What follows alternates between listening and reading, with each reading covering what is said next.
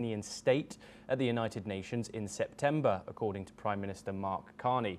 He said that his goal is to preserve the possibility of a two-state solution.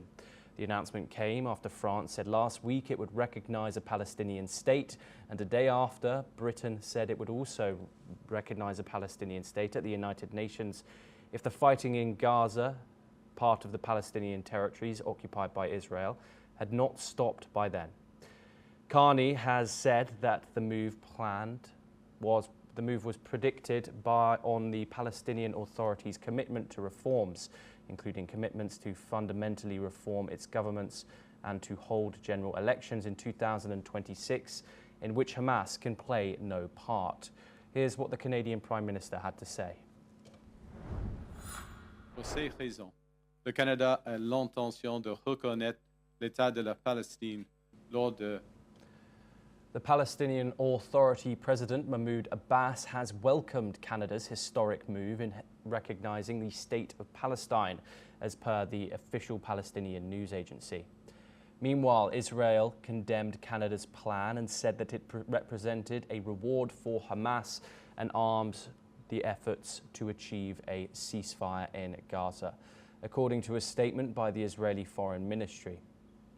Okay, we're now joined by Spencer Critchley. He's a communication strategist located in California. Thank you very much, as always, Spencer, for joining us here on the program. Spencer, Canada is now the third G7 nation to have announced something, the recognition of a Palestinian state. Britain and Canada, of course, this comes only if Israel don't step back its hostilities in the Gaza Strip and also let aid flow freely by September. How significant is this announcement by Canada? And do you think we could see a possibility of more G7 nations following in its footsteps? I think it's significant from the point of view of symbolism and public opinion. It would be easy to dismiss both of those, but in fact, I think they're both quite important. Many Palestinian advocates would argue that there needs to be more direct pressure on Israel from nations who are arming Israel and continuing to arm it while it carries out what most of the leaders of those nations see as war crimes and atrocities now in Gaza.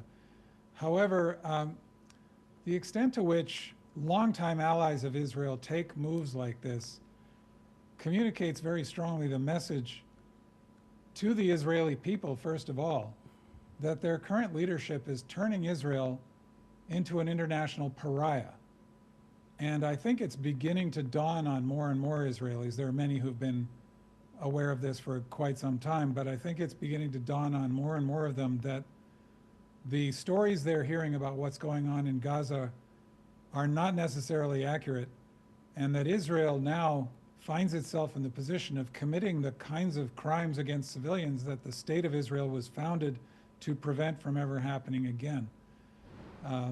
I say this with the deepest regret because I support the mission of the State of Israel as a liberal democracy, and I support liberal democracies in general, but the Netanyahu administration has long been betraying the principles of liberal democracy and acting very much like its enemy. Which I think is something that has happened repeatedly in history, that once you declare that you have an enemy, the more bitter the enmity, the more like your enemy you end up becoming. Spencer, what are your thoughts on some of the US's main alliances breaking with Donald Trump here? We, of course, saw just a couple of days ago, Keir Starmer announced the same thing just a day after meeting with Donald Trump. Donald Trump obviously condemned it directly after on Air Force One. What do you think will come of this? Some of the United States' closest allies possibly going against Donald Trump in regards to this issue. Well, this also risks isolating the United States. And this is another area, similarly to symbolism and public opinion, which I think often get underweighted, is the basic morality of a foreign policy which is sometimes dismissed as naive. But ultimately, if your foreign policy is not based on morality, I think it is ultimately on very, very weak foundations. And that's especially true in the modern era, as the world has moved away from international relations that were marked by endless conflict and war and endless pursuit of self-interest and scheming and betrayal. And that seemed for much of human history to be just the inevitable story of humanity.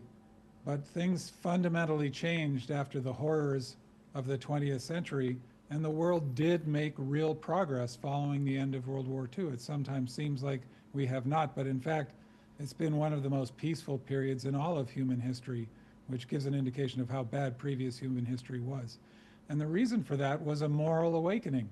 The recognition, having faced the ultimate horror during World War II, not only of the Holocaust, but of the use of nuclear weapons, that humanity could not continue this way. Spencer, apologies, just quickly, apologies for interrupting you. I'm just conscious Certainly. of time here. Obviously, Mark Carney and Keir Starmer and also Macron have all said the same statement, that Hamas can have no part in governing a Palestinian state. How realistic is this expectation? Well, I think it's important to make that demand. Hamas has already long since achieved pariah status, and I think has to be recognized for what it is. A vicious dictatorship, a criminal gang, and a death cult, essentially. It can have no role. It can achieve no recognition. And so I think that's an important point to make. Despite, I think, the rightful rejection of and horror at what Israel is doing right now, it's important not to establish some kind of equivalence as if Israel is exactly the same as Hamas. Israel is failing its own values to the extent it acts a little bit like Hamas, but Hamas is dedicated to the atrocities that Israel is committing now as a violation of its principles. Those are the fulfillment of the principles of Hamas. Yes, Spencer Critchley, thank you very much for your insight, as always, in joining us here on NewsX World.